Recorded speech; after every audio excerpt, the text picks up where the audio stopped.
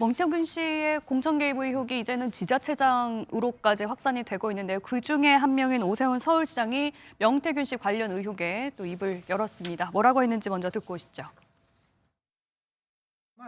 제가 법적 조치를 하기 전에 명태균 씨와 강혜경 씨한테 공개적으로 질문하고 싶은 게 있어요. 강혜경 씨 지금 매일 인터뷰 하다시피 하잖아요. 밝히세요. 누구한테 자료를 넘겼는지. 좀 더 적극적인 해명, 구체적 해명이 필요한 상황으로 가고 있음에도 불구하고 통상적으로 저희들이 그럴 때 사용할 수 있는 법적 조치라는 것을 안 하고 있어요. 그래서 저희들의 요구사항 중에 하나가 고소 등 이런 법적 조치를 포함한 적극적 해명을 좀 해라라는 거거든요. 그래서 인산인해를 이뤘고 엄청나게 많은 일들이 진행이 되고 있었거든요. 그 얘기를 들어보면 더 황당한 건 명태균 씨는 들어오지 못하고 밖에서 기다렸다는 건데 그 내용이 저희가 이야기하고 있는 것처럼 명태균 씨가 엉뚱한 행동들을 했기 때문에 끊어냈다. 그리고 관계를 이어가지 않았다라는 것들을 오히려 입증하는 일 아닙니까? 네, 오세훈 시장도 계속 이제 명태균 씨의 입에서 언급이 자주 됐었는데 이제 관련해서 좀 입장을 냈습니다. 오세훈 시장의 스폰서로 알려진 김한정 회장이 서울시장 보궐선거를 앞두고 그 이번 사태 제보자죠. 그 여론조사 회사의 실무를 담당하고 있었던 강혜경 씨한테 돈을 건넸다.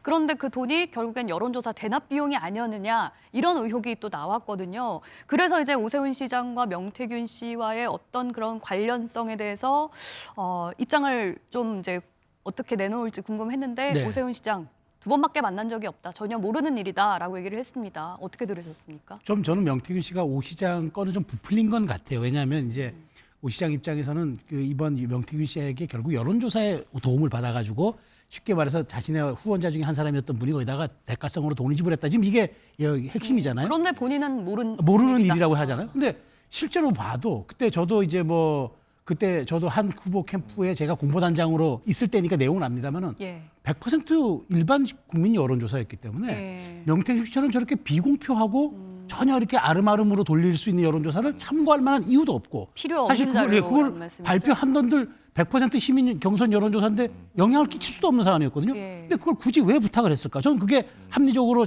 그 부탁했다는 의뢰했다는 그게 좀 이해가 안 되고 또 하나는 스폰서인지 후원자인지 그건 제가 잘 모르겠습니다만은 어쨌든 친한 분이 돈을 보냈다는데 그건 이제 물론 그분이 입증해야 될 문제긴 합니다만은 저는 이런 생각이 들어요. 이게 계좌로 보내면은 사업하시는 분이니까 잘할 거 아닙니까? 다 근거와 기록에 남잖아요. 오히려 정말 은밀하게 이게 무슨 대가성이었다 그러면은 잘 만나서 1대1로 흔적 안 남게 CCTV 없는 곳에서 현금으로 3,300만 원 줬으면은 아무런 문제 될 거 없지 않겠습니까? 근데 개인 계좌에다가 이제 굳이 그러니까 계좌로 남겼던 거는 제가 보기에 그나마 이분이 그렇게 말하자면은 정식으로 줘도 괜찮다는 어떤 생각이 들어서 돈을 준 거니까 이 부분은 이제 왜 줬는지는 이제 사업가시는 분이 소명을 해야겠지만 저는 이 여론조사를 오세훈 캠프가 당시 그렇게 필요로 하지도 않았고 그리고 영향을 끼칠 수도 없었고 그리고 이렇게 조악스럽게 그지없는 이 비공표 여론조사에 대해서 저는 캠프가 신주단지 떠받들듯이 저는 명태균 씨를 떠받들었다 이렇게 보기에는 너무 허술한 측면들이 너무 많아요. 선거를 치르다 보면 지금 오세훈 시장 얘기가 나왔으니까 이것도 오세훈 시장하고는 좀 관련이 없지만 김한정 씨라고 하는 분은 어떤 분이에요? 이분이 왜 중요하냐면 지금 이 사건의 명태균 씨의 이 사건의 본질은 김건희 여사의 공천 개입 의혹이었잖아요. 오빠 전화 받았죠라고 하는 말을 강혜경 씨가 처음 이제 얘기를 했고 근데 그 말을 들은 사람들이 또 없어요. 근데 이 김한정 씨라고 하는 사람이 오빠 전화 받았죠라고 하는 김건희 여사가 명태균 씨에게 이제 그 말을 하는 김영선 전 의원 이제 공천 문제와 관련해서 그러니까 유력한 사람이 또 등장한 거예요. 그 오빠 전화 받았죠라고 우리 오빠 전화. 그 오빠는 당연히 그분이시겠고. 근데 어쨌든 간에 이 김한정 씨는 어떤 사람이에요? 이 사람의 말의 어떤 진위에 따라서 김건희 여사 공천 개입 문제가 또 어떻게 파장이 굉장히 커질 것 같기도 그래서 저도 이름만 들어서 알고 그 민주당의 전직 국회의원과 이름이 똑같아가지고 사실 저 헷갈리는데. 저도 그분인 줄 알아요. 남양주. 그러니까 근데 저도 전혀 모르는데 어쨌든 이 부분에 대해서는 오세훈 시장 측에서 정말 강력하게 부인하고 있기 때문에 이분이 사업하면서 어떤 지위에 있었고 또 어떤 역할을 했는지에 대해서는 저는 이거야말로 검찰이 가르마를 제대로 탄 수사를 해줘야지 이거 어떻게 밖에 있는 사람들이 이 실체적 진실을 알겠습니까? 명태균 씨랑 굉장히 좀 가까운 사이로 우리가 좀 추측해도 되는 거죠. 그렇게 저도 생각은 되는데 어쨌든 빨리 창원지검에서 이 부분을 좀 좀 밝혀내야 됩니다. 이게. 알겠습니다. 그런데 워낙 이제 선거를 치러 보셨을 테니까 예. 선거를 치르다 보면은 너무 이제 뭐 아까 인산인해라는 표현이 나왔습니다만 정신없고 후보자가 그걸 일일이 다 챙기기도 힘든 상황이다. 심지어 홍준표 대구시장은 오세훈 서울시장을 옹호하는 듯한 얘기를 하기도 했거든요. 뭐 선거철에 온갖 사람들이 다 찾아오는데 그걸 사기꾼이라고 뭐 이렇게 다 판단하고 이럴 게으름이 없다라는 취지인데 어떻게 보셔야 됩니까? 그렇습니다. 보십니까? 물론 이제 선거 때가 되면 어느 선거 때나 많은 사람들을 만나야 되고 예, 또 많은 사람들이 캠프에 오고 또 이 사람 저 사람 좋은 사람 나쁜 사람 다 만나게 되죠. 예, 그런데 여론조사와 관련된 사람들은 그거는 독특하고 또 예. 특수한 분야라서 후보자가 또 모를 수 선거에 없다. 상당히 영향을 미치는 분야이기 때문에 네, 후보자들이 제일 많은 관심을 아마 가질 수밖에 없는 영역이죠. 네. 그런데 그 여론조사와 관련된 분이 왔다 하면 당연히 그것은 뭐 중요한 일을 하는 분과 만나는 일이니까 기억할 수밖에 없는데 제가 이 오세훈 시장과 관련해서 명태균 씨의 여론조사 예. 관련 의혹 이 부분은 강혜경 씨가 3,300만 원을 김한정 씨로부터 명태균 씨가 받은 것은 예, 오세훈 시장 경선을 위한 것이었다라고 이야기를 했습니다. 예. 그런데 지금까지 강혜경 씨의 여러 가지 정언들, 명태균 씨와 관련된 정언이라든지 대통령 부부에 관련된 정언이라든지 또는 뭐 박한수 도지사와 관련된 정언이라든지 여러 정언들이 나왔지만 거의 틀림이 없었거든요. 강혜경 씨의 말이 알겠습니다. 진술이 좀 오락가락했다라는 보도는 거의 없습니다.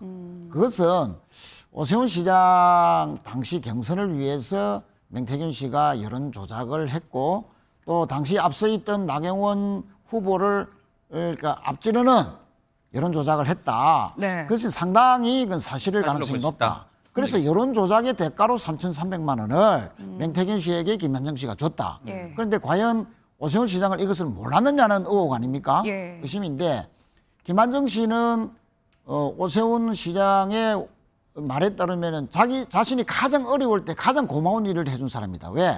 자기는 무상급식 논란 때문에 사퇴를 했는데 무상급식이 잘못됐다 하는 플랜카드를 서울시내 온 곳곳에 300여 장이나 붙였다는 거 아닙니까? 그래서 저 플랜카드가 어느 분이 그런 거야 하니까 이제 김한정 씨. 그래서 알게 됐다. 그래서 참 고마운 분이다.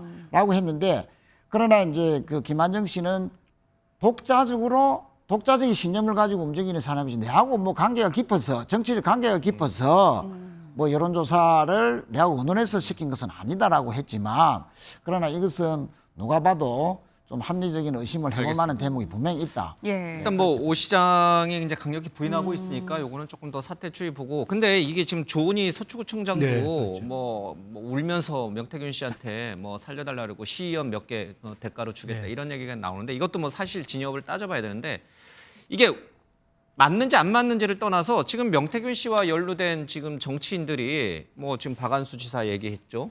지금 윤한홍 의원 뭐 전화했다는 얘기 나왔죠. 그다음에 이 오세훈 시장 나왔죠. 조은희 서초구청장 나왔죠. 여권의 유력 인사들 선거 때 등장하는 여권의 유력 인사들이 다 명태균 씨와 연루가 돼 있어요. 이게 맞느냐 틀리냐는 나중에 이제 확인해 보려는데 그만큼 명태균 씨가 국민의힘 선거판에 굉장히 깊게 관여하고 있었다. 이렇게 이 정도는 우리가 추측할 수 있는 건가요? 그렇죠. 그렇게 봐야 되겠죠.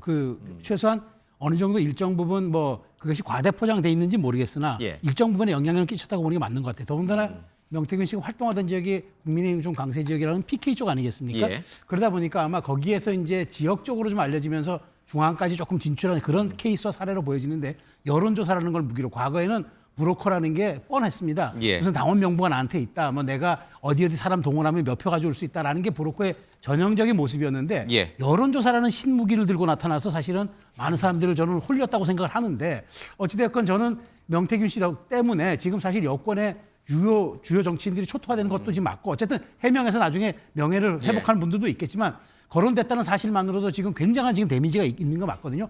유일하게 없다면 한동훈 대표 한 명인데 그러다 보니까 한동훈 대표가 이런 부분에 대해서 좀 목소리를 높이는 게 아닌가 그런 생각이 좀 듭니다. 알겠습니다. 이 창원지검에서 시작되는 명태균 씨 관련된 수사, 물론 이제 핵심적 증거가 될 수 있는 명 씨의 그 휴대전화는 세대는 아직 못 찾고 네. 있습니다. 어쨌든 파장이 굉장히 여건을 덮칠 것 같다. 뭐 이런 우려도 좀 나오는 건 사실인 것 같습니다. 마지막으로 저 감사원장 탄핵 얘기를 조금 들어봐야 될 겁니다. 어느 분에게 먼저 좀 할까요? 먼저 잠깐 영상 보고 제가 순서를 좀 정해 보겠습니다.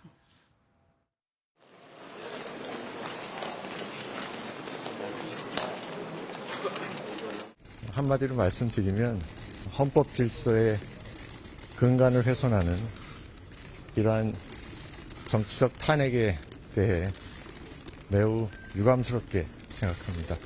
야당의 감사원장 탄핵은 헌정사상 처음으로 헌법 질서의 근간을 훼손하는 것입니다. 감사원의 헌법적 기능을 마비시키면 그 피해는 국민에게 고스란히 갑니다. 최 의원님, 지금 뭐 방통위원장 또 뭐 검사들 이제는 감사원장까지 뭐 물론 국회가 갖고 있는 권한입니다. 예, 뭐 정부 부처의 어떤 장에 대해서 탄핵할 수 있는 권리는 국회의 권한이니까 그거를 뭐 잘했다 잘못했다 평가하기 좀 그렇고요. 근데 좀 빈도가 잦은 것 같아요. 동의하세요? 예, 빈도가 뭐 아니, 그 정부기관들 다 장을 22대 탄핵시키면 국회가 일을 누가 시작된 합니까? 지 아직 뭐 1년도 채 되지 않아서 예. 탄핵이 연속적으로 되는 것인데 거꾸로 보면 얼마나 검찰이 편파 수사 또 야당에 대한 탄압 수사 이런 것이 또 행평성을 잃은 수사가 진행되어 왔는가를 또 역설적으로 말해주는 것이다라고 생각이 들고요. 또 감사원도 지금 윤 정부 들어서 2년 동안에 과거 정권, 전 정권에 대해서는 정말 먼지트리식 감사를 해서 최근에는 사드 문제까지 또 해서 그 당시의 국방이라든지 외교 관계자들을 또 고발했다는 거 아닙니까? 반면에 지금 현재의 대통령실이나 현재의 정권에 관계된 감사에서는 너무나 봐주기 부실 수사로 일관하고 있다. 감사로. 예. 예를 들면은 대통령 간저 이전 공사 때 거의 뭐 1,000억 가까이 드는 엄청난 공사였는데 무자격 업체, 예. 단순 인테리어 업체가 21g이라는 업체가 공사를 했는데 예. 그 알고 보니까 그 김건희 여사와 특수관계, 호바나 컨텐츠 후원자였고 또 뭐 호바나 컨텐츠의 설계와 또 시공까지 맡았다. 그 이런 거를 감사원이 아무 관계가 없고 예. 당시 비서관의 말만 듣고 기억이 나지 않는다는 말만 믿고 아무런 관련이 없는 것처럼 종결해버렸거든요. 예. 충분히 탄핵 사유가 있다 이렇게 지금 이거 말고도 여러 건이 있습니다. 편파, 부실, 예. 감사가. 근데 뭐 문재인 정부 시절에 임명한 아니 감사원장 그래 아닌가요? 어느 정부 때 감사원장 임명됐다 하더라도 사람 마음 바뀔 수 있고 변신하고 변질될 수 있는 것이죠. 알겠습니다. 예. 정부 부처 이러다가는 기관장들 다 탄핵돼서 공석이 될 가능성도 있는 것 같습니다. 민주당 얘기를 들어보면. 아니 그러니까 탄핵을 하려면 탄핵 사유가 있어야 되는데 예. 부실 감사와 자료 제출 거부라는 저는 이런 탄핵 사유 처음 봤습니다. 아니 그러니까 이게 뭐 이연령 미연령 아닙니까? 우리 마음에 안 들면 탄핵하고 우리 마음에 들면 봐줄게. 예산도 많이 주고 아니면 우리 예산 다 뺐을 거 이번 특활비 다 삭감한 거 마찬가지 아닙니까? 근데 뭐 말씀하신 대로 저분은 문재인 정부 때 임명됐고 예. 윤석열 정부가 원래 새 감사원장 해도 되지만 네. 업무의 존중, 감사원의 독립성 이것 때문에 유지시켜 준 거예요. 그런데 이제 와서 저렇게 한다? 저는 저렇게 무도한 탄핵은 반드시 저는 기각이 되겠지만 네. 그동안 벌어질 수 있는 공직사회의 기각은 누가 잡습니까? 저는 민주당이 너무 나가다가 회복 탄력성을 다 잃고 이런 점들에 대해서는 상당한 저는 역풍을 맞을 거라고 봅니다. 예. 그 탄핵 여부를 결정할 헌법재판소 헌법재판관은 또 추천이 제대로 빨리빨리 진행이 안 돼서 참 어지러운 정치 현안입니다. 예, 정치권 소식은 여기서 좀 예. 마무리해 보겠습니다. 두 분 말씀 고맙습니다. 감사합니다. 감사합니다.